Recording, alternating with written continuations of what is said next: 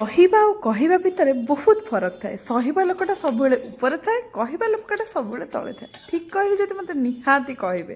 Hello friend, ଜୟ Jagannath, good morning. ପୁଣି ଥରେ ମୋ ମିନି ବ୍ଲଗ୍କୁ ଆପଣମାନଙ୍କୁ ସ୍ୱାଗତ। ସକାଳୁ ସକାଳୁ ମୁଁ ମଟନ୍ ମୁଢ଼ି ଖାଇକି ବାହାରି ଗଲି ଅଫିସ୍। ଦେଖୁନାହାନ୍ତି ଏପଟେ କୁକୁର ଆସିକି ପହଞ୍ଚିଗଲା, ପୁଅ ବି ଆସିକି ସାରଙ୍ଗରେ ପହଞ୍ଚି ଯାଇଛି। ମଗିଲି ତ ମୋର ବହୁତ ପ୍ରିୟ। ତାପରେ ଆମେ ବାହାରି ଗଲୁ କୁକୁରକୁ ଖାଇବାକୁ ଦେବା ପାଇଁ। ଦେଖୁନାହାନ୍ତି ଯେଉଁ ବିସ୍କୁଟ୍ ମଣିଷ ଖାଇବାକୁ ପାଉନାହାନ୍ତି, ଆମେ ସେ ବିସ୍କୁଟ୍ କୁକୁରକୁ ଦେଉଛୁ।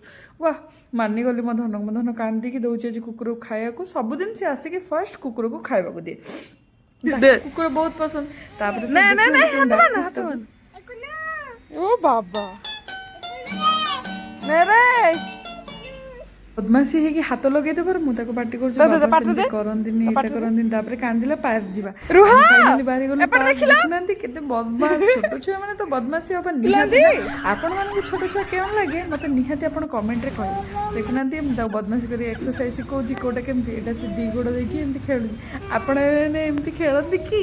ଆପଣଙ୍କ ପିଲାମାନଙ୍କୁ ବି ଏକ୍ସରସାଇଜ ବହୁତ ବଢ଼ିଆ ହବ। ତାପରେ ଫାଇନାଲି ପୁଅକୁ ବୁଲେଇ ବୁଲା ସାରିକି ଗୁପଚୁପ୍ ଖୁଆଇଦେଲି। ତାପରେ ରୁମ୍ରେ ଆସିକି ଖାଇଦେଲୁ। ତାପରେ ସନ୍ଧ୍ୟାବେଳେ ଶୋ ଥିଲା। ଦେଖୁନାହାନ୍ତି ମୋ ମେକଅପ୍ ଆପଣଙ୍କୁ କେମିତି ଲାଗୁଛି ନିହାତି ମୋତେ କମେଣ୍ଟ କରିକି ଜଣାଇବେ। ଫାଇନାଲ ଲୁକ୍ ମୋର ମୁଁ ଦେଖିଥିଲି ମୋ କଷ୍ଟ୍ୟୁମ୍ ସହିତ, ଆପଣଙ୍କୁ କେମିତି ଲାଗୁଛି। ତାପରେ ଫାଇନାଲି ପ୍ରୋଗ୍ରାମ୍ ସରିଲା ପରେ ଖାଇଦେଲୁ ଦିଦିର ମୋର। ଦିଦି ଆଜି ପୁରା ମସ୍ତ ମସ୍ତ ରୋଷେଇ କରିଥିଲା। ଆଜି ସେଠି ଖାଇବା ହେଲାନି।